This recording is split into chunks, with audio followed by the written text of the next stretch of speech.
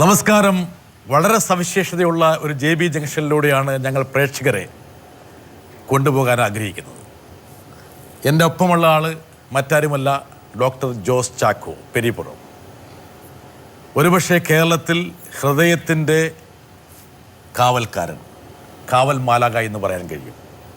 ഹൃദയത്തിൻ്റെ ഒരു പര്യായമായി മാറിയിരിക്കുന്ന ഒരു പേര് കൂടിയാണ് ഡോക്ടർ ജോസ് ചാക്കോ. ഡോക്ടർ, ഇതൊരു സവിശേഷതയുള്ള JB ജംഗ്ഷനാണ്. ഈ ജംഗ്ഷനിലേക്ക് ഡോക്ടറെ സ്വാഗതം ചെയ്യുന്നു. Thank you.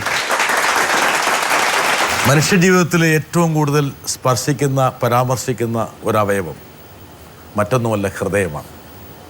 താങ്കളാണെന്ന് കേരളത്തിൽ ഹൃദയത്തിൻ്റെ ഒരു പര്യായം. എന്തു തോന്നുന്നു ഡോക്ടർ? വളരെ ചാരിതാർത്ഥ്യജനകമായ ഒരു മുഹൂർത്തമാണിത്. ഹൃദയം അല്ലെങ്കിൽ ഹാർട്ട് സർജറി എൻ്റെ ലൈഫിലൊരു സ്പെഷ്യാലിറ്റി ആയിട്ട് ഞാൻ സ്വീകരിക്കാനായിട്ട് തീരുമാനിച്ചത് കോട്ടയം മെഡിക്കൽ കോളേജിൽ MBBS ചെയ്തതിന് ശേഷമായിരുന്നു. അതിനുശേഷം ഇതിൻ്റെ ഫർദർ ട്രെയിനിങ്ങിനായിട്ട് എനിക്ക് ഇംഗ്ലണ്ടിൽ പോകാനും തിരിച്ച് നാട്ടിൽ വന്ന് ഹൃദയ ശസ്ത്രക്രിയ ആരംഭിക്കാനും വലിയ ഒരു അനുഗ്രഹം ലഭിച്ചു. ആ 15 വർഷം അല്ലെങ്കിൽ 20 വർഷങ്ങൾക്ക് മുമ്പ് നാട്ടിൽ തിരിച്ചു വരുമ്പോൾ ഇതുപോലത്തെ ഒരു സാഹചര്യത്തിൽ അല്ലെങ്കിൽ ഇതുപോലെ വിജയകരമായിട്ട് ഹൃദയ ശസ്ത്രക്രിയയെ നമ്മുടെ സംസ്ഥാനത്ത് എത്തിക്കാൻ പറ്റുമെന്ന് ഞാൻ വിശ്വസിച്ചിരുന്നില്ല. ഈ അടുത്ത കാലത്തായിട്ട് താങ്കൾ വാർത്തയിൽ നിറഞ്ഞു നിൽക്കുന്നു.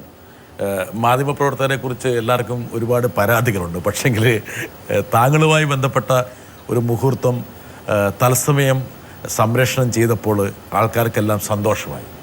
ഒരു പോസിറ്റീവായ ഒരു കാര്യം മാധ്യമങ്ങൾ ഏറ്റെടുത്തു എന്ന് നിരൂപകന്മാർ പറഞ്ഞു. എയർ ആംബുലൻസിൽ താങ്കൾ ഒരു ഹൃദയത്തെ മാറോട് ചേർത്ത് കൊച്ചിയിൽ കൊണ്ടുവരുന്നു. ഒരുപക്ഷെ വേറൊരു ലോകത്തേക്ക് പോകുമായിരുന്നൊരു വ്യക്തിയിലേക്ക് അത് വിളക്കി ചേർക്കുന്നു. അങ്ങനെ ഒരു ജീവിതം വീണ്ടും തുടിക്കുന്നു.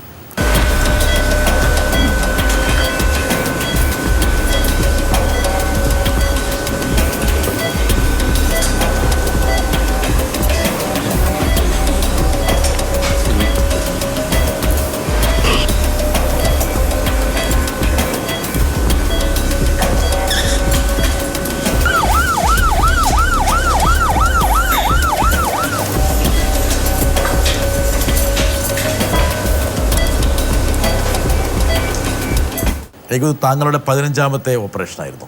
അതെ, 15ാമത്തെ.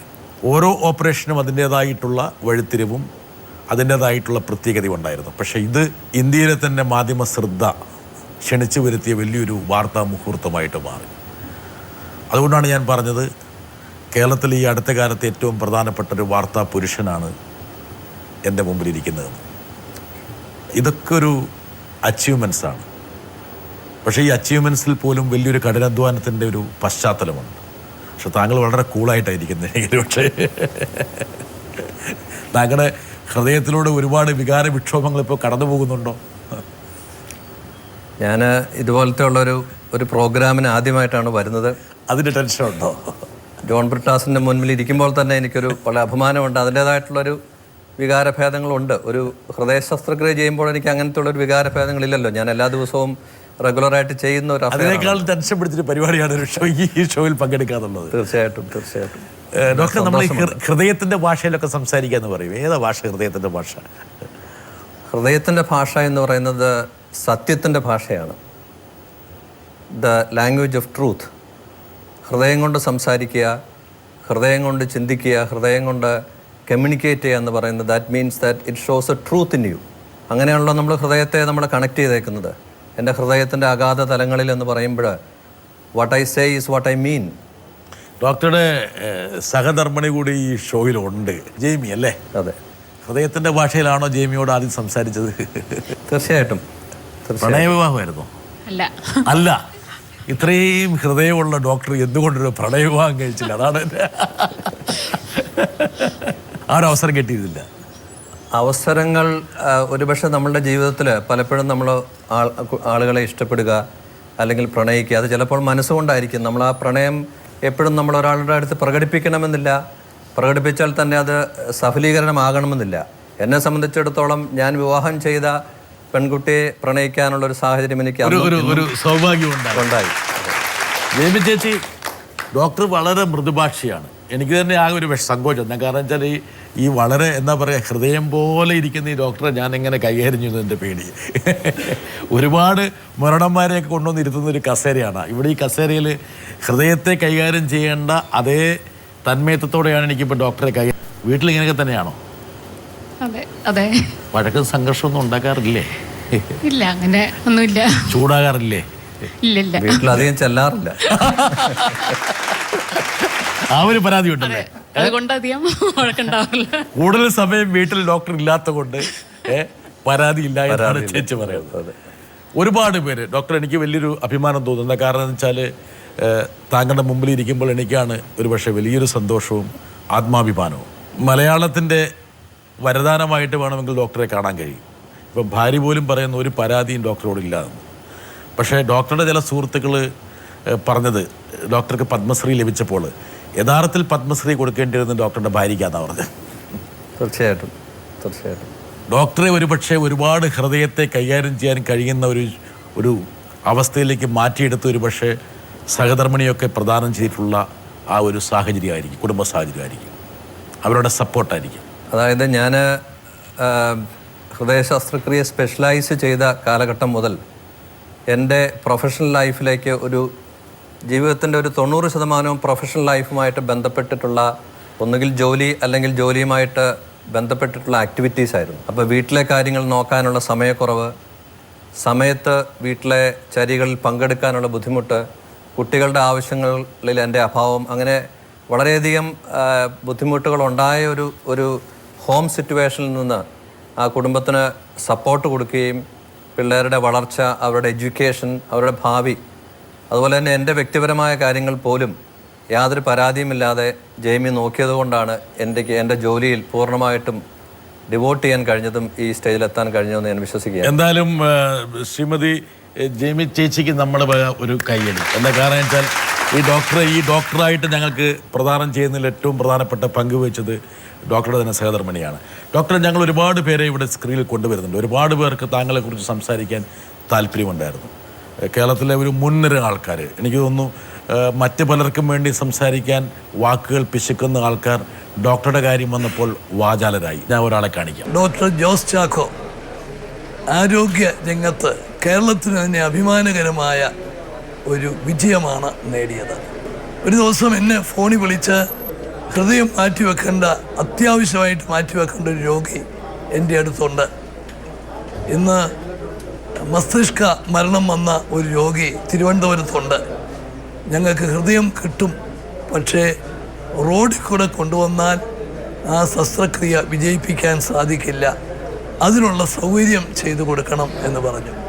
ഞാൻ അപ്പോൾ തന്നെ നേവിയുമായി ബന്ധപ്പെട്ട് ഒരു വിമാനം തയ്യാറാക്കി അതിൽ ആ ഹൃദയം കൊണ്ടുവന്ന് മാറ്റിവെച്ചു. അതല്ല ഇതിനകത്ത് ഏറ്റവും പ്രശ്നം.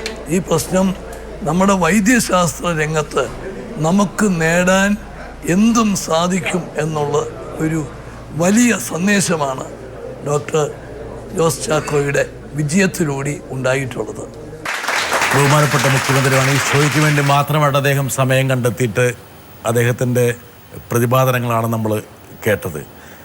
ഞാൻ നേരത്തെ സൂചിപ്പിച്ചതുപോലെ കഴിഞ്ഞ ഇടയ്ക്ക് കേരളത്തിലെ ഏറ്റവും വലിയ വാർത്താ വിസ്ഫോടനങ്ങളിലൊന്ന് താങ്കളുടെ ഹൃദയവുമായിട്ട് ശ്രീചിത്രയിൽ നിന്ന് കൊച്ചിയിലേക്ക് വരുന്നതായിരുന്നു. എനിക്ക് തോന്നുന്നു ഇങ്ങനെയുള്ള മീഡിയ അവയർനെസ് കൊണ്ടായിരിക്കാം ഒരു പക്ഷേ വലിയൊരു വിഭാഗം ആൾക്കാർക്ക് ഈ അവയവദാനത്തിൻ്റെ ഒരു പ്രസക്തി, അനിവാര്യതയെക്കുറിച്ച് ഒരു ചിന്ത അല്ലെങ്കിൽ തോന്നൽ ഉണ്ടാകുന്നത്. ഡോക്ടറുടെ അഭിപ്രായം എന്താണ്? വർഷങ്ങൾക്ക് മുമ്പ് ഞങ്ങൾ ഹൃദയം മാറ്റിവെക്കൽ ശസ്ത്രക്രിയ നടത്തിയിരുന്ന ഒരു കാലഘട്ടം, ആ കാലഘട്ടത്തിൽ അവയവം ദാനം ചെയ്യാനുള്ള ഒരു സാഹചര്യം നമ്മുടെ സമൂഹത്തിന് ഒട്ടും തന്നെ ഉണ്ടായിരുന്നില്ല. വളരെ ഒറ്റപ്പെട്ട സംഭവങ്ങൾ, ഭാര്യയും ഭർത്താവും പ്രണയവിവാഹ സമയത്ത് അവയവം കൊടുക്കാനായിട്ട് പ്രതിജ്ഞ ചെയ്ത ഒരു പശ്ചാത്തലം, അല്ല എന്നുണ്ടെങ്കിൽ അവയവം ദാനം ചെയ്യണമെന്ന് ഉറപ്പിച്ച് തീരുമാനിച്ചിരുന്ന ചില വ്യക്തികൾ അവരൊഴിച്ചാൽ സമൂഹത്തിൽ അവയവദാനം എന്നുള്ളൊരു സന്ദേശം വർഷങ്ങളായിട്ട് ഉണ്ടായിരുന്നില്ല. ഒരു കഴിഞ്ഞ 3-4 വർഷങ്ങൾക്ക് മുമ്പ് കേരള സംസ്ഥാന സർക്കാരിൻ്റെ മൃതസഞ്ജീവിനി എന്നുള്ള ഒരു പ്രൊജക്റ്റ് കേരളത്തിൽ ആരംഭിച്ചതിന് ശേഷമാണ് അവയവദാനത്തെ പറ്റി ഒരു അവബോധം ഡോക്ടർമാരിൽ പോലും ഇന്ന വ്യക്തികൾക്ക് മസ്തിഷ്ക മരണം സംഭവിച്ചാൽ അവയവദാനം നടത്താൻ പറ്റുമെന്നുള്ള അറിവ് മെഡിക്കൽ ഫീൽഡിന് പോലും കിട്ടിയത് ഈ അടുത്ത കാലത്താണ്. മാധ്യമങ്ങൾ അതിന് വഹിച്ച പങ്ക് ഒട്ടും തന്നെ നമുക്ക് അതല്ലാതെ വേറൊരു പ്രഷർ ഇതിന് ഉണ്ടായിട്ടുണ്ടെന്ന് ഞാൻ വിശ്വസിക്കുന്നു. അത്രമാത്രം മാധ്യമങ്ങൾ അവയവദാനത്തെപ്പറ്റി പ്രകീർത്തിക്കുകയും അവയവം ദാനം ചെയ്യുന്നവർക്ക് പ്രത്യേകം അവരെപ്പറ്റി വാർത്തകളും അവരുടെ ഓർമ്മക്കുറിപ്പുകളും ഒക്കെ രേഖപ്പെടുത്തുകയും ചെയ്ത പശ്ചാത്തലം. ഈ ഒരു സംഭവത്തിൽ ഈ പറഞ്ഞ തിരുവനന്തപുരത്ത് നിന്ന് ഇങ്ങോട്ട് ഒരു ഹൃദയം പറക്കുന്നു. ഞാൻ ഡോക്ടറുടെ ആ പ്രതികരണങ്ങളൊക്കെ ഞാനിങ്ങനെ വായിച്ചിരുന്നു സഗൂതം. ഒരുപക്ഷെ താങ്കൾ ആകാശത്തിൽ നോക്കുന്നു, ആ പറഞ്ഞ ആ ഹൃദയം സൂക്ഷിച്ചിരിക്കുന്ന പെട്ടിയിലേക്ക് നോക്കുന്നു. താങ്കളുടെ മനസ്സിൽ ഉയർന്നു വരുന്ന ഒരുപാട് ചിന്തകൾ, താങ്കളുടെ ആശുപത്രിയിൽ കിടക്കുന്ന നിർധനായിട്ടുള്ള ഒരു വ്യക്തിയുടെ മുഖം, ആ ഭാവങ്ങൾ, ഇതെല്ലാം താങ്കളുടെ എനിക്കൊന്ന് ആ ഒരു സമയം എന്ന് പറഞ്ഞത് അതിനെ വേണമെങ്കിൽ ഒന്ന് എവിടേക്കെങ്കിലും എഴുതുകയോ അല്ലെങ്കിൽ ഒരു അഭ്രവാളിയിലേക്ക് പകർത്തുകയോ ചെയ്ത് കഴിഞ്ഞാൽ എന്തെല്ലാം വികാര മുഹൂർത്തങ്ങളായിരിക്കും അത്. അതായത് ആ ഒരു ഏതാനും മണിക്കൂർ, 1-2 മണിക്കൂർ സമയം, 4 മണിക്കൂറിൻ്റെ ഇടവേളയാണ്. ആ ഇടവേളയിൽ താങ്കൾ ആ 1 മണിക്കൂർ 1.5 മണിക്കൂർ കൊണ്ട് താങ്കൾ അവിടെ നിന്ന് ഇങ്ങോട്ടുന്ന പറന്ന മുഹൂർത്തങ്ങൾ അത് എപ്പോഴെങ്കിലും ഇങ്ങനെ അടുക്കി കെട്ടി വെച്ച് കഴിഞ്ഞാൽ എനിക്ക് തോന്നുന്നത് ഏറ്റവും തീക്ഷ്ണമായിട്ടുള്ള ഒരു അധ്യായമായിരിക്കും, അത് ഏടായിരിക്കും. പെട്ടെന്ന് താങ്കളോട് ഞാൻ ചോദിക്കുകയാണ്, ഡോക്ടർ ആ ചെറു വിമാനത്തിൽ താങ്കൾ കയറുന്നു, താങ്കളോടൊപ്പം മിടിക്കുന്ന ഒരു ഹൃദയമുണ്ട്. എന്താണ് താങ്കളുടെ മനസ്സിലേക്ക് ആദ്യം വന്നത്? അവിടെ വികാരങ്ങൾക്കോ വികാര വിക്ഷോഭങ്ങൾക്കോ വലിയ പ്രസക്തിയില്ല. ഞങ്ങളെ സംബന്ധിച്ചിടത്തോളം we are on a mission to do a transplantation on a patient otherwise who is going to die. അവിടെ ഡോക്ടർമാർ വികാര അധീനരാകുന്ന ഒരു സാഹചര്യം അല്ല എന്നുണ്ടെങ്കിൽ ഈ ശസ്ത്രക്രിയ വിജയിക്കുമോ എന്നുള്ള ആശങ്ക, അവിടെ മാധ്യമങ്ങൾ എന്താണ് പുറത്ത് ചെയ്യുന്നത് എന്നുള്ള ഒരു സംശയം, ഇതൊക്കെ ഞങ്ങളുടെ മനസ്സിലേക്ക് വന്നു കഴിഞ്ഞാൽ ഞങ്ങളെ സംബന്ധിച്ചിടത്തോളം ഞങ്ങൾ ഉദ്ദേശിക്കുന്ന ആ പ്രക്രിയ പൂർണ്ണമായും ആത്മാർത്ഥതയോടെ ചെയ്യാനാവില്ല. വർഷങ്ങളായി എൻ്റെ പ്രൊഫഷനിൽ ഞങ്ങൾ വളർത്തിക്കൊണ്ടുവരുന്ന ഒരു പ്രത്യേക ഒരു സാഹചര്യമാണ് വികാരമില്ലായ്മ എന്ന് പറയുന്ന ഒരു സാഹചര്യം. ചിലപ്പോൾ നിർവികാരത അല്ലെങ്കിൽ ഫ്രോസൺ മൈൻഡ് എന്ന് പറയും. ഫ്രോസൺ, അതായത് നമ്മൾ മരച്ചിരിക്കുന്ന ചില സാഹചര്യങ്ങൾ, നമ്മൾ തുടങ്ങി വയ്ക്കുന്ന ഒരു പ്രസ്ഥാനമാണെങ്കിലും അത് എത്തിച്ചേരുന്നത് നമ്മൾ ഒരിക്കലും ചിന്തിക്കാത്ത ഒരു പ്രതലത്തിലേക്ക് ചെല്ലുകയാണ്. നമ്മളുടെ കൈകളല്ലാതെ എത്രയോ നൂറുകണക്കിന് ആളുകൾ, പല രീതിയിലുള്ള ഗ്രൂപ്പുകൾ, ഇവരുടെ എല്ലാവരുടെയും പ്രവർത്തനം നമ്മളോടൊപ്പം ഉണ്ട്. അതൊരു പക്ഷേ നമ്മുടെ പ്രഷർ ഇല്ലാതെയായിരിക്കാം, അവരുടെ നന്മ കൊണ്ടായിരിക്കാം, അവരുടെ ആഗ്രഹം കൊണ്ടായിരിക്കാം. ഇതെല്ലാം ഒരുമിച്ച് വരുമ്പോൾ നടക്കുന്നൊരു സംഭവമാണത്. തീർച്ചയായിട്ടും വികാരങ്ങൾ ഇല്ലായിരുന്നു എന്ന് ഞാൻ പറയുന്നില്ല. എന്നിരുന്നാലും ഞങ്ങൾക്ക് വികാരങ്ങൾക്ക് അടിമകളായിരുന്നു. ഡോക്ടർ പറഞ്ഞ എനിക്ക് മനസ്സിലായി. ഞങ്ങൾ മാധ്യമപ്രവർത്തകരും പറയാറുണ്ട്, ഏറ്റവും പ്രധാനപ്പെട്ട തീക്ഷ്ണമായിട്ടുള്ള വാർത്താ മുഹൂർത്തങ്ങൾ റിപ്പോർട്ട് ചെയ്യുമ്പോൾ പോലും നിങ്ങൾ വികാരത്തിന് വിധേയരാകാൻ പാടില്ല എന്ന് ഞങ്ങളെ പഠിപ്പിക്കാറുണ്ട്. അതായത് നമ്മൾ ഏറ്റവും വലിയ കലാപമാണെങ്കിലും യുദ്ധമാണെങ്കിലും നമ്മൾ സമചിത്തതയോടെ ആയിരിക്കണം ആ ഒരു കാര്യങ്ങൾ റിപ്പോർട്ട് ചെയ്യേണ്ടത്. പക്ഷെ അങ്ങനെയൊക്കെ ആണെങ്കിൽ പോലും നമ്മളും ആ ഒരു ഇതിലേക്ക് ലയിച്ചു പോകുന്നൊരു പ്രവണത വരും. എനിക്ക് ഒരുപക്ഷെ അവിടെ ആ പെട്ടിയിലിരിക്കുന്ന ഹൃദയത്തെക്കാൾ കൂടുതൽ മിടിച്ചിരുന്നത് വേണമെങ്കിൽ ഡോക്ടറുടെ ഹൃദയമായിരിക്കാം. ഹൃദയമിടിപ്പ് വർദ്ധിച്ചിട്ടുണ്ടാകാം. തീർച്ചയായിട്ടും അത് നമ്മളുടെ ഫ്ലൈറ്റിൽ അവിടെ ചെല്ലുന്നു, നമ്മൾ രോഗിയുടെ അവയവം ദാനം ചെയ്യുന്ന വ്യക്തിയുടെ ബന്ധുക്കളെ കാണുന്നു, അവരുടെ വികാരങ്ങൾ നമ്മൾ മനസ്സിലാക്കുന്നു.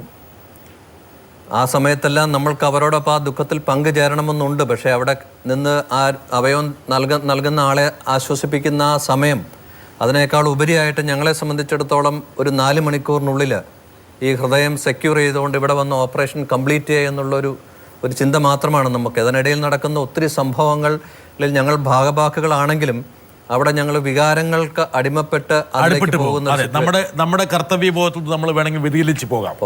അപ്പം അവിടെ വികാരത്തിന് മുകളിൽ വിവേകത്തെ കൊടുനാട്ടേണ്ട ഒരു പ്രത്യേക അവസ്ഥയിലാണ്. ഈ ഒരു സംഭവത്തിൽ ഏറ്റവും പ്രധാനപ്പെട്ടത് ഒരു സാധാരണ മനുഷ്യൻ്റെ കുടുംബാംഗങ്ങൾ, ഒരു നിർധനനായിട്ടുള്ള ഒരു വ്യക്തി ഇവിടെ രോഗശൈലിയിൽ കിടക്കുന്നു. വളരെ സാധാരണപ്പെട്ട ആൾക്കാരാണ് ഇതിനകത്തെ പ്രധാനപ്പെട്ട കഥാപാത്രങ്ങൾ. വലിയ സമ്പന്നതയുടെ കൊടുമുടിയിൽ നിൽക്കുന്ന ഒരാൾക്ക് വേണ്ടി ഒരു ഹൃദയമല്ല ഇത്. സാധാരണ ഒരുപക്ഷെ സാധാരണ ജനത്തിന് അവർക്ക് ഈ ഒരു സംഭവമായിട്ട് പൊരുത്തപ്പെടാൻ വേണ്ടിയിട്ട് ഒരു പ്രത്യേകത പ്രദാനം ചെയ്തത് ഇതിൽ പ്രധാനപ്പെട്ട കഥാപാത്രങ്ങളാണ്. അതായത് ഒരു തിരുവനന്തപുരത്തെ ഒരു അഭിഭാഷകൻ്റെ കുടുംബം യഥാർത്ഥത്തിൽ കൺസർവേറ്റീവായിട്ടൊരു ഫാമിലി എന്ന് വേണമെങ്കിൽ ഇൻവേർട്ടർ കോമിൽ വിളിക്കാവുന്നൊരു ഫാമിലിയാണ്.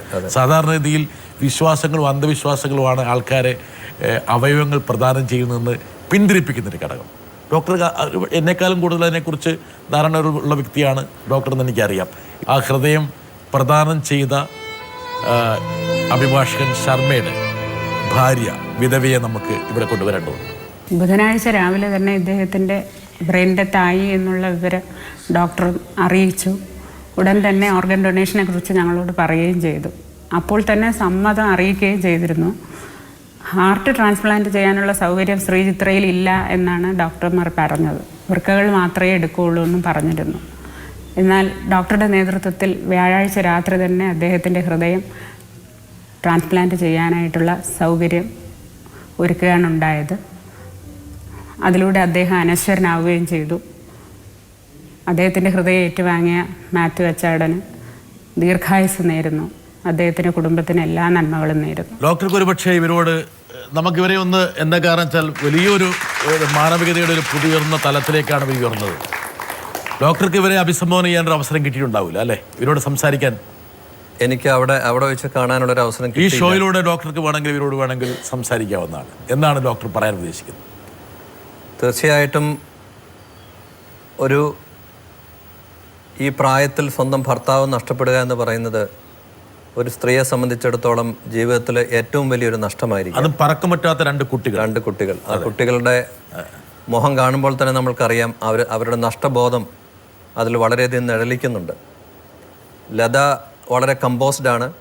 പക്ഷേ ഈ നഷ്ടത്തിനിടയിൽ ഒരു വ്യക്തിയുടെ, നമ്മൾക്ക് തന്നെ അറിയാം, നമ്മളുടെ ഏറ്റവും അടുത്തൊരു സുഹൃത്ത്, ഭർത്താവ് അല്ലെങ്കിൽ ഫാദർ അല്ലെങ്കിൽ ഭാര്യ മരിക്കുന്നത് നമ്മളുടെ മനസ്സിലേക്ക് നമുക്ക് അംഗീകരിക്കാൻ പോലും പറ്റാത്ത ഒരു സാഹചര്യത്തിലായിരിക്കാം. അപകടങ്ങൾ അല്ലെങ്കിൽ മസ്തിഷ്ക ആഘാതങ്ങൾ, ആ നഷ്ടം നമ്മളുടെ മനസ്സിലേക്ക് നമുക്ക് ആഗിരണം ചെയ്യാൻ പറ്റാതിരിക്കുന്ന ഒരു സമയത്ത് ആ വ്യക്തിയുടെ അവയവങ്ങൾ നമ്മൾക്ക് ദാനം ചെയ്യുക എന്ന് പറയുന്നത് അതിൽ കൂടുതൽ നന്മ ലോകത്തിലുണ്ടെന്ന് ഞാൻ വിശ്വസിക്കുന്നില്ല. നോക്ക് ഡോക്ടർ, ഈ രണ്ട് കുഞ്ഞുങ്ങൾ, വാത്സല്യം തോന്നുന്ന, മമത തോന്നുന്ന രണ്ട് കുഞ്ഞുങ്ങളെ ഇടതും വലതും ഇരുത്തിക്കൊണ്ടാണ്. പക്ഷെ ആ സ്ത്രീ എടുത്തൊരു ബോൾഡായിട്ടുള്ള ഡിസിഷൻ, വളരെ അപൂർവം മാത്രമേ നമുക്ക് നമ്മുടെ സമൂഹത്തിൽ അത്തരത്തിലുള്ള ധീരമായിട്ടുള്ള തീരുമാനങ്ങൾ കാണും. എങ്ങനെയാണ് ഈ കുടുംബം ഈ സ്ത്രീയെ തൻ്റെ ഭർത്താവിൻ്റെ ഹൃദയം വേറൊരാളുടെ നെഞ്ചുകൂടിനുള്ളിൽ മിടിച്ചോട്ടെ എന്ന് തീരുമാനിക്കുന്നത്? ഏത് മുഹൂർത്തമാണ്? അതെങ്ങനെയാണത്? ഡോക്ടർ ഇതെല്ലാം ഫോളോ ചെയ്യുന്നുണ്ടാവും അല്ലേ? തീർച്ചയായിട്ടും. ഇത് നമ്മളെ സംബന്ധിച്ചിടത്തോളം ഒരു നഷ്ടപ്പെടുന്ന ഒരു വ്യക്തിക്ക്, ഞാൻ മുൻപ് പറഞ്ഞതുപോലെ, മരണം അനിവാര്യമാണ്, മരിച്ചു എന്നുള്ളത് പല പല ഘട്ടങ്ങളിലായിട്ടായിരിക്കും ഡോക്ടർമാർ ഇവരുടെ ബന്ധുക്കളെ അറിയിക്കുക.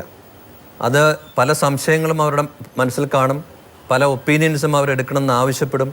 ഇതിൻ്റെ എല്ലാം അവസാനം മരണം സ്ഥിരീകരിച്ച് കഴിയുന്ന ഒരു സാഹചര്യത്തിലാണ് അവയവങ്ങൾ ആവശ്യപ്പെടുന്നത്. ഇപ്പോഴത്തെ ഈ സാഹചര്യത്തിൽ മാധ്യമങ്ങളിലൂടെയുള്ള ഈ അവയവദാനത്തെ പറ്റിയുള്ള കീർത്തനങ്ങൾ കേൾക്കുന്ന പല വ്യക്തികളും അവരുടെ ഭർത്താവ് മരിച്ചു, എന്നാൽ അവരുടെ ഭർത്താവ് ഈ ഭൂമിയിൽ തന്നെ അവരോടൊപ്പം ഏതോ ഒരു കോണിൽ അവരെ കണ്ടുകൊണ്ട് ജീവിക്കുന്നു എന്നുള്ള ഒരു സന്തോഷം, എൻ്റെ പിതാവ് മരണത്തിലും വേറൊരു വ്യക്തിക്ക് ജീവൻ കൊടുത്തു എന്നുള്ള ഒരു സന്തോഷത്തോടുകൂടി അവരുടെ ജീവിതം മുന്നോട്ട് കൊണ്ടുപോകാൻ കഴിയുന്ന രണ്ട് കുട്ടികൾ, ഇതൊക്കെ ആയിരിക്കാം അവരുടെ ആ വൈകാരികമായിട്ടുള്ള ആ വിഷമഘട്ടത്തിലും ഇങ്ങനെ ഒരു തീരുമാനമെടുക്കാനുള്ള incentive. Life after death. We are not, ചില മതങ്ങളിൽ, ചില സമൂഹങ്ങളിൽ ചില അവയവങ്ങൾ ആത്മാവിനെ സൂചിപ്പിക്കുന്ന സാഹചര്യങ്ങളുണ്ട്. പക്ഷേ പലപ്പോഴും നമ്മളുടെ ഒരു മരണത്തിന് ശേഷം നമ്മളുടെ അവയവങ്ങൾ നമ്മൾക്ക് യാതൊരു പ്രയോജനവുമില്ല എന്നുള്ളൊരു സന്ദേശം. ഡോക്ടർ, ഒരുപക്ഷെ നമ്മൾ ചെറുപ്പത്തിൽ പഠിച്ച പല കാര്യങ്ങളും വീണ്ടും ഒരു പുനരെഴുത്തിന് വിധേയമാക്കേണ്ടതായിട്ടുണ്ട് എന്ന് പലരും പറയുന്നത് ഈ ഒരു പശ്ചാത്തലത്തിലാണ്.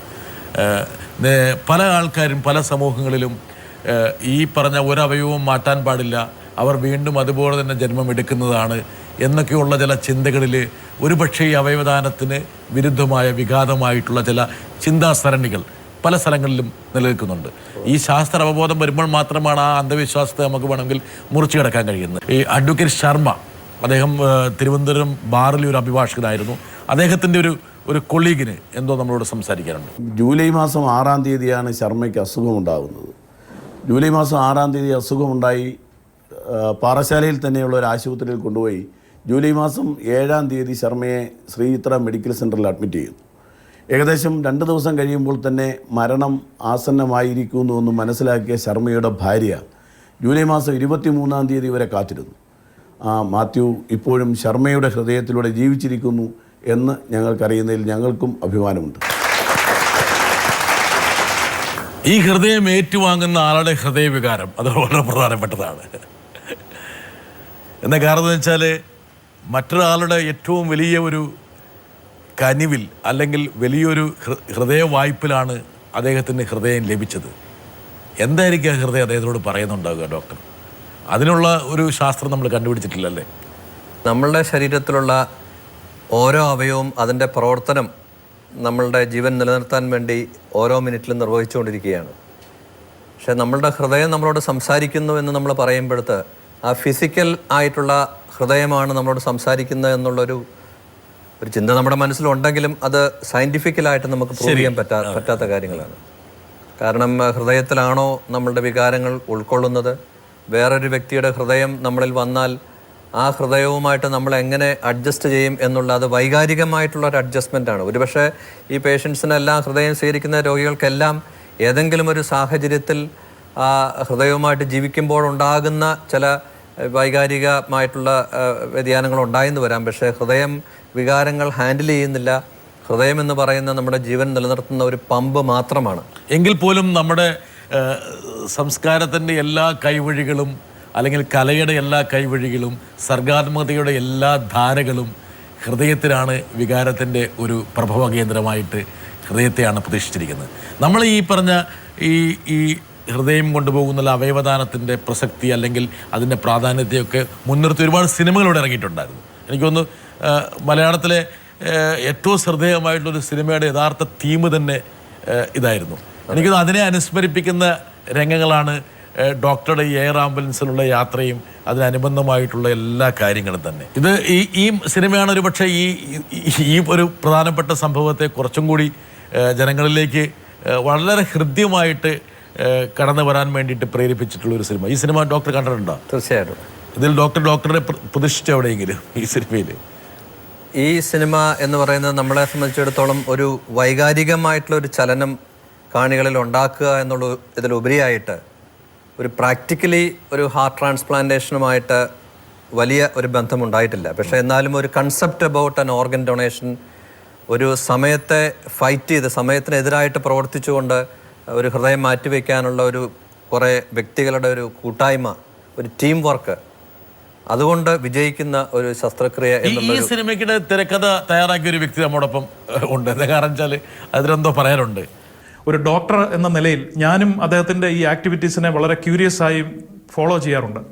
എനിക്ക് അദ്ദേഹത്തോടുള്ള ചോദ്യം, 2011 എൻ്റെ സഹോദരൻ സഞ്ജയും ഞാനും കൂടെ ചേർന്ന് ട്രാഫിക് എന്ന സിനിമയ്ക്ക് തിരക്കഥ എഴുതിയിരുന്നു. രാജേഷ് പിള്ളയാണ് സംവിധാനം ചെയ്തത്. ആ സിനിമയിൽ ഞങ്ങൾ പ്രതിപാദിച്ചിരുന്ന ഒരു വിഷയം ഒരു ഹൃദയം മാറ്റിവെക്കലായിരുന്നു. എനിക്ക് സാറിനോടുള്ള ചോദ്യം എന്താണെന്ന് വെച്ചാൽ, ഒരു സിനിമയ്ക്ക് അല്ലെങ്കിൽ ഒരു മാധ്യമത്തിന് ഒരു അവയവം മാറ്റ ശസ്ത്രക്രിയയുടെ മഹത്വത്തെക്കുറിച്ച് എത്രമാത്രം സമൂഹത്തെ ബോധവൽക്കരിക്കാൻ സാധിക്കും? തീർച്ചയായിട്ടും നമ്മളുടെ എഡ്യൂക്കേഷൻ അല്ലെങ്കിൽ സൊസൈറ്റിയിലേക്കുള്ള പെനട്രേഷൻ ഒരു വ്യക്തിക്കോ ഒരു പ്രസ്ഥാനത്തിനോ ചെയ്യാനാവില്ല. അത് ചെയ്യാൻ പറ്റുന്ന ഏക മീഡിയ എന്ന് പറയുന്നത് വിഷ്വൽ അല്ലെങ്കിൽ റിട്ടേൺ മീഡിയ മാത്രമാണ്. അതുപോലെ തന്നെയുള്ള സിനിമകൾ, നേരത്തെ നമ്മൾ പറഞ്ഞതുപോലെ ട്രാഫിക് എന്ന് പറയുന്ന ആ ഫിലിം ശരിക്കും ഒരു ഓർഗൻ ഡൊണേഷനെ പറ്റിയും ഓർഗൻ വേണ്ട ഒരു വ്യക്തിയെ പറ്റിയും അതിനുവേണ്ടി ചരിക്കുന്ന കുറേ ആൾക്കാരുടെ സന്ദേശ സമൂഹത്തിലേക്ക് വന്നു. ഞാനത് കണ്ടിട്ട് വളരെ ത്രിൽഡായിരുന്നു. പക്ഷേ എനിക്കറിയാം യാഥാർത്ഥ്യങ്ങളിൽ നിന്ന് വളരെ അകന്ന ഒരു സിനിമയാണ്. എന്നിരുന്നാൽ പോലും അത് കൊടുത്തേക്കുന്ന സമൂഹത്തിന് കൊടുത്തിരിക്കുന്ന message that you have to act quickly, you are buying, you have no time to buy, അതിനു വേണ്ടിയിട്ടുള്ള ഒരു കൂട്ടായ്മയുടെ ഒരു എൻഡ് റിസൾട്ട്, ഒരു ടീം സ്പിരിറ്റ്. അതുകൊണ്ട് തീർച്ചയായിട്ടും ആ സിനിമ സമൂഹത്തിന് വളരെയധികം ഓർഗൻ ഡൊണേഷനെ പറ്റി എഡ്യൂക്കേറ്റ് ചെയ്തിട്ടുണ്ടെന്നുള്ളതാണ് എൻ്റെ ഒരു വിശ്വാസം. സിനിമയൊക്കെ കാണാൻ ഡോക്ടർക്ക് സമയം കിട്ടാറുണ്ടോ ഇതിനിടയ്ക്ക്? സിനിമ വളരെ വിരളമായിട്ട് കാണാറുണ്ട്. അപ്പം ഞങ്ങൾ ഒരു 2-3 മാസം കൂടുമ്പോഴത്തേക്കും ജെയ്മി വന്ന് പറയും, നല്ലൊരു സിനിമയുണ്ട്, നല്ല പോപ്പുലറാണ്, നമുക്ക് പോവാം. അങ്ങനെ ഒരുപക്ഷെ ഒരു ആ സമയത്തായിരിക്കും ഡോക്ടർക്ക് ഒരു ശസ്ത്രക്രിയ വരുന്നത്. അങ്ങനെ വന്നാലത് അങ്ങനെ മാറ്റിവെച്ച പല സാഹചര്യങ്ങളും ഉണ്ടായിട്ടുണ്ട്. ഇങ്ങനെയുള്ള എൻ്റർടൈൻമെൻറ്റ്സിനൊക്കെ ഡോക്ടറെ കിട്ടാറുണ്ടോ ചേച്ചി? ഇടയ്ക്കൊക്കെ പോകും മൂവിക്ക്. ഈ ഷോയിൽ പ്രത്യേകമുണ്ട് ചേച്ചി, ഇവിടെ ഒരു കുമ്പസാരക്കൂട്ടിൽ ഇരുന്ന് കുമ്പസാരിക്കുന്നത് പോലെ സത്യങ്ങൾ മാത്രം പറയാനുള്ള വേദി. അതുകൊണ്ട് ചേച്ചിക്കുള്ള കാര്യങ്ങളൊക്കെ പറയാം. എന്താ കാരണം വെച്ചാൽ ഡോക്ടർ 2 തെറി പറയാൻ കിട്ടുന്ന ഏറ്റവും നല്ല മുഹൂർത്തമായത്. ഇനി വീട്ടിൽ പോയി കഴിഞ്ഞാൽ പറ്റില്ല. ഡോക്ടർ കുഴപ്പമില്ലല്ലോ? ഒരു കുഴപ്പമില്ല, ധൈര്യമായിട്ട് പറഞ്ഞത്. ഇല്ല, വല്ലപ്പോഴൊക്കെ ഞങ്ങൾ വേറുള്ളൊരു വർഷത്തിൽ 2-3 വർഷത്തിൽ 2 പ്രാവശ്യം ഡോക്ടർ സിനിമയ്ക്ക് കൊണ്ടുപോകുന്നുള്ളൂ. പിന്നെ ഇടയ്ക്കൊക്കെ ഹോളിഡേയ്സിന് എങ്ങനെയെങ്കിലും സമയം കണ്ടു പോകാൻ ഡോക്ടർ ശ്രമിക്കാറുണ്ട്. ചേച്ചി ഈ ഫാമിലി ബ്രേക്സ്. പിന്നെ she also enjoys movie with her friends. അപ്പൊ ഞാനെല്ലാം ഇപ്പോഴും ഉണ്ടാകണമെന്നല്ലേ മൂവി കാണാൻ. ശരി, അവരുടെ സുഹൃത്തുക്കളോട് പോയിക്കൊള്ളാനാണ് പറഞ്ഞേക്കുന്നത്. ഒരു ഗ്രൂപ്പുണ്ട്. എന്തൊരു കൺവീനിയൻസ് ആണ് നോക്കുക. അതായത് ഡോക്ടർ ഈ പറഞ്ഞ പോലെ ഒരു ഡോണർ അല്ലെങ്കിൽ ഒരു റിസീപ്പിയൻ്റ്, ഇതൊക്കെയാണല്ലോ ഏറ്റവും പ്രധാനപ്പെട്ട ഘടകങ്ങളായിട്ട് വരുന്നത്. ഈ ഒരു പർട്ടിക്കുലർ കേസിൽ ശർമ്മയുടെ ഹൃദയം ഏറ്റുവാങ്ങിയ മാത്യുവിൻ്റെ സഹധർമ്മിണി നമ്മോടൊപ്പം ഉണ്ട്. ചേട്ടന് കടുത്ത ശ്വാസമുട്ടലിനെ തുടർന്നാണ് ഈ ഡിസി ആശുപത്രിയിലേക്ക് വന്നത്. അപ്പോൾ ഇവിടെ ഡോക്ടറെ കണ്ട് അവർ കുറേ ടെസ്റ്റുകളൊക്കെ നടത്തി കഴിഞ്ഞ് കഴിഞ്ഞപ്പോൾ ഡോക്ടർ എന്നോട് പറഞ്ഞു ഹാർട്ട് മാറ്റിവെക്കലാണ് ഇതിനുള്ളൊരു പ്രതിവിധി, വേറെ എന്ത് ചികിത്സ ചെയ്തിട്ടും ഒരു പ്രയോജനം ഇല്ലയെന്നാണ് ഡോക്ടർ പറഞ്ഞത്. പിന്നെ ഞങ്ങളിവിടെ ഒരു 5 ദിവസം അഡ്മിറ്റായി. പിന്നെ വീട്ടിൽ ചെന്നതിന് ശേഷമാണ് ഞങ്ങൾ ഇതിനെക്കുറിച്ച് കൂടുതൽ ചേട്ടനോട് ഞാനിങ്ങനെ പറഞ്ഞത്. അപ്പോഴത്തേക്കും ആൾ ഇങ്ങനെ ഹാർട്ട് മാറ്റി വയ്ക്കണതിന് വലിയ എമൗണ്ട് വേണം എന്നുള്ളതൊക്കെ നമ്മൾ ഒക്കെ അറിയാവുന്നതല്ല. അപ്പോൾ അത് വേണ്ട എന്നാണ് ആൾ തീരുമാനിച്ചത്. പിന്നെ ഞങ്ങൾ വീണ്ടും ഇവിടെ വന്നു കഴിഞ്ഞപ്പോൾ വീണ്ടും കൂടുതലായി ഇവിടെ വന്നു കഴിഞ്ഞപ്പോഴാണ് ഞങ്ങൾ ജോസ് ചാക്കോ ഡോക്ടറെ കാണിച്ചത്. അപ്പോൾ ജോസ് ചാക്കോ ഡോക്ടർ പറഞ്ഞ് പൈസനെ കുറിച്ചൊന്നും ചിന്തിക്കേണ്ട, അതൊക്കെ ഉണ്ടാവും, ഓപ്പറേഷൻ ചെയ്യാൻ തീരുമാനിച്ചാൽ മതി, ബാക്കിയൊക്കെ ശരിയായിക്കോളും. പിന്നെ ഡോക്ടറുടെ ആ ഒരു ഞങ്ങളുടെ അടുത്തുള്ള ഒരു സമീപനവും ഒക്കെ ഞങ്ങൾക്ക് ഭയങ്കര ആശ്വാസമായിരുന്നു. ഡോക്ടർ ഈ പറഞ്ഞ ഒരു ഡോണർ റിസിപ്പിയൻ്റ് പിന്നീട് ഇവർ തമ്മിലുള്ള കൂടിക്കാഴ്ചകൾ സാധാരണത്തിൽ മെഡിക്കൽ സയൻസ് അത് പ്രോത്സാഹിപ്പിക്കുന്നില്ല എന്നൊരു വിവരമുണ്ട്. അങ്ങനെ ഉണ്ടോ? അങ്ങനെ വൈകാരികമായിട്ടുള്ള ചില ബന്ധങ്ങൾ ഡോണർ റെസിപ്പിയൻ റിലേഷൻഷിപ്പിൽ ഉണ്ടാകാറുണ്ട്.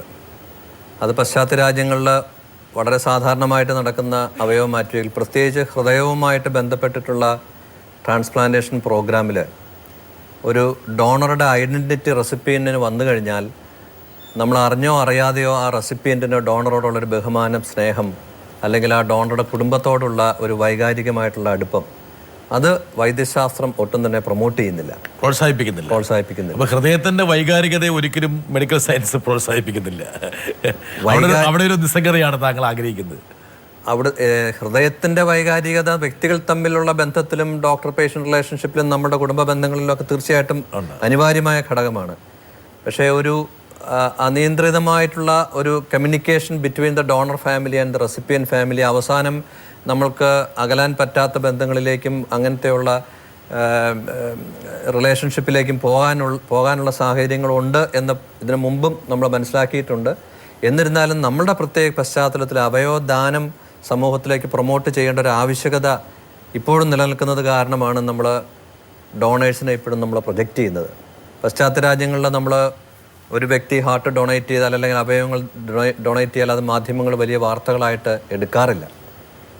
എടുത്താൽ തന്നെയും അത് റെസിപ്പിയൻ്റ് അറിയാത്ത രീതിയിലുള്ള ഒരു മീഡിയ ആരുടെ ഹൃദയമാണെന്നുള്ളത് അറിയുന്നില്ല.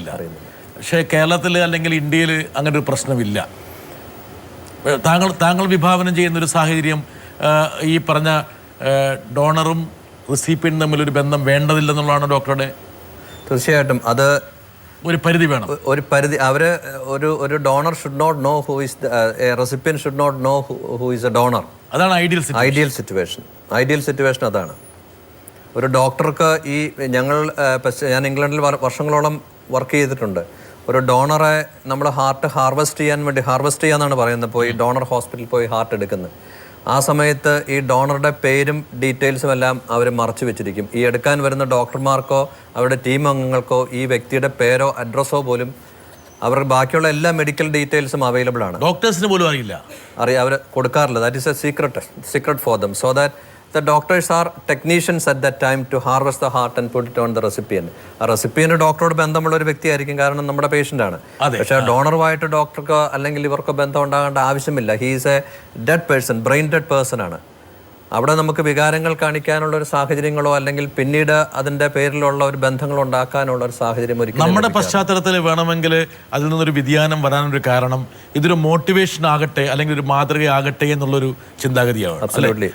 ഡോക്ടറെ ആ മെഡിക്കൽ കടുംപിടുത്തം ഇതിനകത്തുനിന്ന് മാറ്റിവെക്കുന്നതിൻ്റെ കാരണം ഇതൊരു മാതൃകയാകട്ടെ, മറ്റുള്ളവർക്കും ഒരു പ്രചോദനമാകട്ടെ എന്നുള്ളതല്ലേ? തീർച്ചയായിട്ടും. അത് വർഷങ്ങൾ കഴിയുമ്പോൾ ഇതൊരു സർവ്വസാധാരണ സംഭവമായിട്ട് മാറും. ഇവിടെ ഒരു 5 വർഷങ്ങൾക്ക് ശേഷം ഒരു ഹൃദയം മാറ്റിവെക്കൽ ശസ്ത്രക്രിയ ഒരിക്കലും ഒരു വാർത്തയാകത്തില്ല. എയറിൽ ഹൃദയം വരുന്നത് ഒരിക്കലും ഒരു വാർത്തയാകത്തില്ല. താങ്കളുടെ 2 മുഹൂർത്തങ്ങൾ വലിയ വാർത്തയായിരുന്നു. കേരളത്തിലെ ആദ്യത്തെ ഹൃദയം മാറ്റിവെക്കൽ ശസ്ത്രക്രിയ താങ്കളാണ് നടത്തിയത്.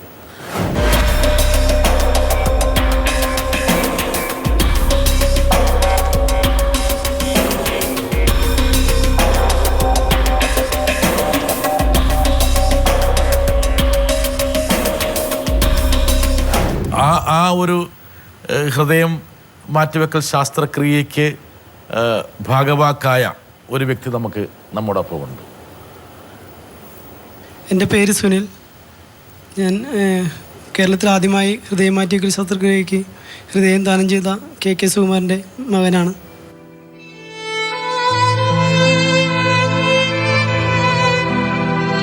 മെഡിക്കൽ ടെസ്റ്റിൽ വെച്ചിട്ടാണ് കേരളത്തിൽ ആദ്യമായി ഹൃദയം മാറ്റിവെക്കൽ ശസ്ത്രക്രിയ നടന്നത്. ഡോക്ടർ ജോസ് ചാക്കോ പരിവാരമാണ്. ഡോക്ടർ ജോസ് ചാക്കോ അന്ന് അറിയാമായിരുന്നോ? ഇല്ല, അറിയില്ലായിരുന്നു. ഇന്നാണ് ആദ്യം കാണുന്നത് താങ്കൾ? ഇന്നല്ല, ഓപ്പറേഷന് ശേഷം കുറച്ച് ദിവസങ്ങൾക്ക് ശേഷം കണ്ടായിരുന്നു ഡോക്ടർ ആദ്യമായിട്ട്. ഡോക്ടർ ആദ്യം ഹൃദയം എടുത്ത് വേറെ ആൾക്ക് ഘടിപ്പിക്കുന്നു. ആ ഹൃദയം എടുത്ത് കൊടുത്തത് ഇബ്രാഹിമിനാന്ന് തോന്നുന്നു, അല്ലേ? അതെ. സുകുമാരൻ്റെ ഹൃദയമാണ്, സുകുമാരൻ്റെ മകനാണ് ഇരിക്കുന്നത്. നമ്മൾ ഈ ഷോ കൊണ്ട് ഉദ്ദേശിക്കുന്നത് സ്വാഭാവികമായിട്ടും ഹൃദയത്തിൻ്റെ ഭാഷയിൽ ജനങ്ങളോട് ഉത്ബോധിപ്പിക്കാനാണ്. അതായത് എത്ര കണ്ട് സഹായകരമാകും നമ്മുടെ ശരീരത്തിലുള്ള സ്പെയർ പാർട്സ്. അങ്ങനെ ഡോക്ടറെ, പാശ്ചാത്യ ലോകത്ത് ആൾക്കാർ മനുഷ്യ ശരീരത്തിലെ അവയവങ്ങളെ സ്പെയർ പാർട്സ് ആയിട്ടാണ് കാണുന്നത്. സുനിൽ, എന്താ ഇപ്പോൾ തോന്നുന്നത്? താങ്കൾക്ക് ഒരു ചാരിതാർത്ഥ്യമുണ്ടോ, സന്തോഷമുണ്ടോ, എന്താണ് തോന്നുന്നത്? ഒത്തിരി സന്തോഷമുണ്ട്. കാരണം അതിനുശേഷമാണ് ഇപ്പോൾ കേരളത്തിൽ ഒരുപാട് ഹൃദയം മാറ്റിവെക്കൽ നടന്നുകൊണ്ടിരിക്കുന്നത്. അന്ന് എന്തായിരുന്നു സുനിലിൻ്റെ വയസ്സ്? സുനിലിന് സംസാരിക്കാൻ ബുദ്ധിമുട്ടുണ്ട്. എന്താ കാരണം വെച്ചാൽ വളരെ വികാരത്തള്ളിച്ച് ഉണ്ടാകുന്ന മുഹൂർത്തങ്ങളാണ്. അച്ഛന് എത്ര വയസ്സായിരുന്നു? അച്ഛന് 43 വയസ്സുണ്ടായിരുന്നു. 43 വയസ്സ്. സുനിലിന് എത്ര വയസ്സായിരുന്നു? എനിക്ക് 16 വയസ്സ്. 16 വയസ്സ്. ഒരു കാര്യവിവരവും വരുന്ന ഒരു സമയമായിരുന്നു. അറിയായിരുന്നു സുനിലിന് അച്ഛൻ്റെ ഹൃദയം വേറെ ആൾക്ക് കൊടുക്കാൻ പോവുകയാണെന്നുള്ളത്? ഇല്ല, ആദ്യം ഞങ്ങളുടെ മരിച്ചു എന്നാണ് പറഞ്ഞത്. പിന്നീടാണ് മെഡിക്കൽ ടെസ്റ്റിൽ ഡോക്ടർമാരെല്ലാം വന്നിട്ട് പറഞ്ഞു അച്ഛൻ മരിച്ചു, ഇങ്ങനെ ആലപ്പുഴയിലുള്ള ഒരു വ്യക്തിക്ക് ഇങ്ങനെ ഹൃദയം ആവശ്യമാണ്, അപ്പോൾ അച്ഛൻ്റെ ഹൃദയം മാറ്റി വെച്ച് കഴിഞ്ഞാൽ അച്ഛൻ്റെ ഹൃദയം താഴ്ന്നു നൽകിയാൽ അയാളുടെ ജീവൻ രക്ഷപ്പെടുമെന്ന് പറഞ്ഞു. അപ്പോൾ പിന്നെ ഞങ്ങൾ വേറെ ഒന്നും ആലോചിച്ചില്ല. കാരണം അച്ഛനും എന്തായിരുന്നു നാട്ടിൽ? അച്ഛന് കൂലിപ്പണി തന്നെയായിരുന്നു. എങ്കിലും അച്ഛൻ ആൾക്കാർക്ക് ഒത്തിരി സഹായിയായിരുന്നു അച്ഛൻ. സുനിൽ, അന്ന് ആദ്യം ഒരാൾ ഹൃദയം കേരളത്തിൽ സംഭാവന ചെയ്യാൻ പോവുകയാണ്. ഒരുപാട് വിശ്വാസങ്ങളും അന്ധവിശ്വാസങ്ങളും നിലനിൽക്കുന്ന ഒരു സമൂഹമാണ് കേരളത്തിൽ. ആരാണ് തീരുമാനിച്ചത് സുനിലെ? സുനിലിന് 16 വയസ്സേ ഉള്ളൂ. സുനിൽ അമ്മയ്ക്ക് എത്ര വയസ്സായിരുന്നു? അമ്മയ്ക്കും 40 വയസ്സിന് താഴെ ഉണ്ടായിരുന്നുള്ളൂ. അപ്പോൾ എങ്ങനെയാണ് നിങ്ങൾ തീരുമാനിച്ചത്? ഞങ്ങൾക്ക് അറിയില്ല. അന്ന് ചിലപ്പോൾ ദൈവം തോന്നിപ്പിച്ചതാവാം, അറിയില്ല എങ്ങനെയാണെന്ന്. ഞങ്ങളുടെ 4 പേരുടെയും തീരുമാനം ഒന്ന് തന്നെയായിരുന്നു. 4 പേരെന്ന് പറയുന്നത് ആരൊക്കെയാണ്? അമ്മയും ചേച്ചിയും ചേട്ടനും ഞാനും. ഇന്ന് തിരിഞ്ഞു നോക്കുമ്പോൾ സുനിൽ എന്താ തോന്നുന്നത് ആ തീരുമാനത്തെ കുറിച്ച്? അച്ഛൻ നഷ്ടപ്പെട്ടതിൽ ഒത്തിരി വിഷമമുണ്ടെങ്കിലും സന്തോഷമുണ്ട് ഒരുപാട്. കാരണം അതിൽ മൂലം ഇപ്പോൾ ഒരുപാട് ശസ്ത്രക്രിയകൾ നടക്കുന്നു, ഒരുപാട് വ്യക്തികൾ ജീവിതത്തിലേക്ക് തിരിച്ചു വരുന്നു. ഡോക്ടർ, ഈ സുനിലിന്റെ മുഖം ഓർമ്മയുണ്ടോ ഡോക്ടർക്ക്? തീർച്ചയായിട്ടും ഉണ്ട്.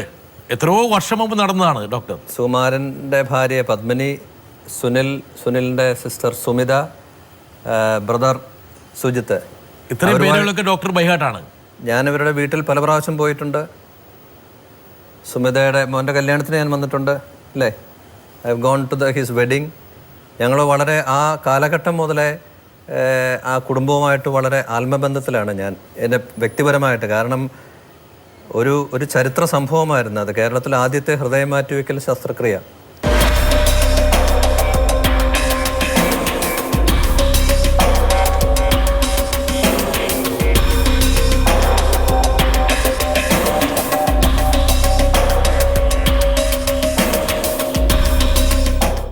അന്ന് ബ്രിട്ടാസ് പറഞ്ഞതുപോലെ അവയവദാനത്തെപ്പറ്റി നമ്മുടെ സമൂഹം ഒട്ടും തന്നെ അറിവില്ലാതിരുന്നൊരു കാലഘട്ടത്തിൽ സ്വന്തം ഭർത്താവിൻ്റെ ഹൃദയം കൊടുത്ത ഒരു സ്ത്രീ എന്ന് പറയുന്ന അവരാണ് ശരിക്കും കേരളത്തിലെ വൈദ്യശാസ്ത്ര രംഗത്തിൻ്റെ വലിയൊരു വഴിത്തിരിവിന് കാരണമായത്.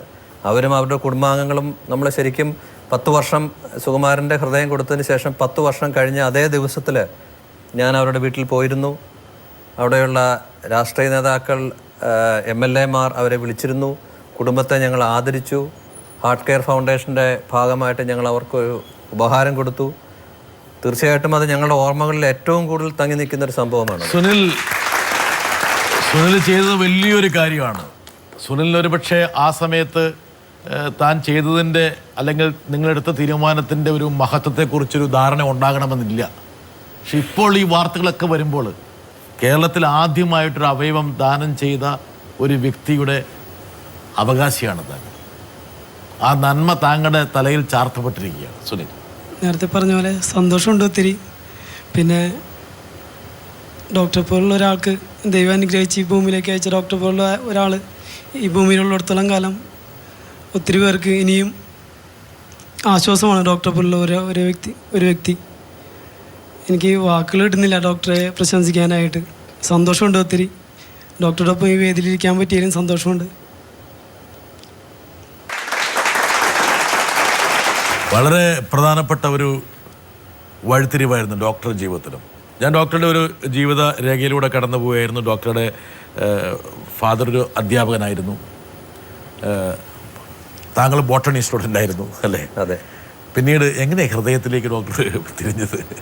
ഞങ്ങളുടെ ചെറുപ്പകാലത്തിൽ നമ്മളുടെ ഒരു എഡ്യൂക്കേഷണൽ പീരീഡിൽ നിങ്ങൾ എന്താകണമെന്നൊക്കെ ടീച്ചർമാർ ചോദിക്കുമ്പോഴത്തേക്കും നമുക്ക് പറയാനായിട്ട് വളരെ ചുരുക്കം ചില ഓപ്ഷൻസേ ഉണ്ടായിരുന്നുള്ളൂ. മിക്കവാറും അധ്യാപകരുടെ മക്കളെല്ലാം ഡോക്ടർമാരാകുക, അല്ലെങ്കിൽ എൻജിനീയർ ആകുക. അങ്ങനെ അതിൽ കൂടുതലായിട്ട് ഇപ്പോഴത്തെ പോലത്തെ ഉള്ളൊരു ഓപ്ഷൻസ് അന്നില്ല. ഒരു ഡോക്ടർ ആകണം എന്നുള്ള ഒരു ചിന്ത എൻ്റെ മനസ്സിലുണ്ടായിരുന്നു. എൻ്റെ മൂത്ത ബ്രദർ ഡോക്ടർ മാത്യു ഇപ്പോൾ ഇംഗ്ലണ്ടിലാണ്. അദ്ദേഹം ഡോക്ടറായി. അപ്പം നമുക്ക് അങ്ങനത്തെ ഒരു പന്ഥാവിലൂടെയാണ് നമ്മളുടെ ചിന്തകൾ കുടുംബ പശ്ചാത്തലത്തിൽ വന്നുകൊണ്ടിരുന്നത്. MBBS കോട്ടയം മെഡിക്കൽ കോളേജിൽ ജോയിൻ ചെയ്തപ്പോൾ മുതൽ ഒരു സർജറി സ്പെഷ്യാലിറ്റി ആയിട്ട് എടുക്കണമെന്നുള്ള ഒരു ചിന്ത ഉണ്ടായിരുന്നു. ഏത് സർജറി എന്നുള്ളതിനെ പറ്റിയുള്ള ചിന്ത എൻ്റെ മനസ്സിൽ വന്ന ഒന്നുകിൽ ഒരു കാർഡിയക് സർജൻ അല്ലെങ്കിൽ ഒരു ന്യൂറോ സർജൻ. ഇത് രണ്ടുമായിരുന്നു എൻ്റെ മനസ്സിലുണ്ടായിരുന്ന രണ്ട് സ്പെഷ്യാലിറ്റീസ്. രണ്ടും വളരെ ചലഞ്ചിങ് ആയിട്ടുള്ള സ്പെഷ്യാലിറ്റീസ് ആണ്. ഒത്തിരി ടാക്സിങ് ആണ്. ഒന്ന് മനസ്സും ഒന്ന് ഹൃദയം. ഒന്ന് മനസ്സും. അതെ. ഏതാണെന്ന് നമുക്ക് അറിയുന്നില്ല. അതെ അതെ. മനസ്സെന്ന് പറഞ്ഞ ആൾക്കാരെ തൊട്ടു നോക്കുന്ന ഇവിടെയാണ്. അവസാനം MBBS എല്ലാം പാസ്സായി കഴിഞ്ഞ സമയത്ത് ഹൗസ് സർജൻസിയുടെ സമയത്ത് നമ്മൾ വിവിധ സ്പെഷ്യാലിറ്റികളിലൂടെ പോകും. അങ്ങനെ അന്ന് ഞങ്ങളുടെ ഹാർട്ട് സർജറിയുടെ ചീഫായിരുന്ന ചന്ദ്രമോഹൻ സാർ, അദ്ദേഹം professor and head of the department of cardiac surgery Kottayam medical college. അതിനുശേഷം അദ്ദേഹം കണ്ണൂരെ വൈസ് ചാൻസലറായി. പിന്നീട് അനപ്പോയ യൂണിവേഴ്സിറ്റിയുടെ വൈസ് ചാൻസലറായി ഇപ്പോൾ റിട്ടയർ ചെയ്തു. അദ്ദേഹത്തിൻ്റെ കൂടെ ഒരു 6 മാസത്തോളം ഹൃദയ ശസ്ത്രക്രിയ രംഗത്ത് എനിക്ക് പ്രവർത്തിക്കാനുള്ള സാഹചര്യം കിട്ടി. MBBS ശേഷം വളരെ പ്രിമിറ്റീവായിട്ടുള്ളൊരു കാലഘട്ടമായിരുന്നു. അന്ന് നമുക്ക് ഇതുപോലത്തെയുള്ള ബൈപ്പാസ് ശസ്ത്രക്രിയകൾ പോലും കേരളത്തിൽ നടക്കുന്നില്ല. ഓപ്പൺ ഹാർട്ട് സർജറി പോലും വളരെ ചുരുക്കമായിട്ടാണ്. ക്ലോസ്ഡ് മൈട്രൽ വാൽവോട്ടമി എന്ന് പറയുന്ന ഹൃദയം തുറക്കാതെയുള്ള ചില ശസ്ത്രക്രിയകൾ. പിന്നെ ഹൃദയത്തിൽ സൂക്ഷ്മങ്ങൾ അടയ്ക്കുന്ന അല്ലാതെ വളരെ മേജർ ഓപ്പറേഷൻസ് ആയിരുന്നു. അതുപോലെ ശ്വാസകോശത്തിലെ ശസ്ത്രക്രിയകൾ. അപ്പോൾ അദ്ദേഹത്തിൻ്റെ കൂട്ടത്തിലുള്ള ആ ട്രെയിനിങ് ആയിരുന്നു. I decided that I will do only heart surgery. അപ്പോൾ ചന്ദ്രമോഹൻ സാർ എന്നോട് പറഞ്ഞു, ജോസെ, ഹാർട്ട് സർജറിയിൽ ട്രെയിനിങ് വേണമെന്നുണ്ടെങ്കിൽ യു ബെറ്റർ ഗോ എബ്രോഡ്. ഇംഗ്ലണ്ടിലേക്ക് പോകണം. അങ്ങനെയാണ് 1986 ഞാൻ ഇവിടുത്തെ ഹൗസ് സർജൻസിയും സീനിയർ ഹൗസ് സർജൻസിക്ക് ശേഷവും ഫർദർ ട്രെയിനിങ്ങിനായിട്ട്. എന്തിനാണ് പിന്നെ ഡോക്ടർ തിരിച്ച് ഇന്ത്യയിലേക്ക് വന്നത്? എന്താ കാരണം വെച്ചാൽ ഒരുപാട് ആൾക്കാർക്ക് ഒരുപാട് അവസരങ്ങൾ പ്രദാനം ചെയ്യുന്ന ഒരു ഭൂപ്രദേശമാണ് പാശ്ചാത്യ ലോകം. അവിടെ വിട്ട് ഇങ്ങോട്ട് വരാൻ എന്താ തോന്നിയത്? ഞാൻ ഇവിടെ നിന്ന് പോകുന്ന സമയത്ത് തന്നെ, അപ്പം അന്ന് തന്നെ സാറിനോട് പറഞ്ഞിരുന്നു, what is your ambition? That I am talking about 1986-85 end.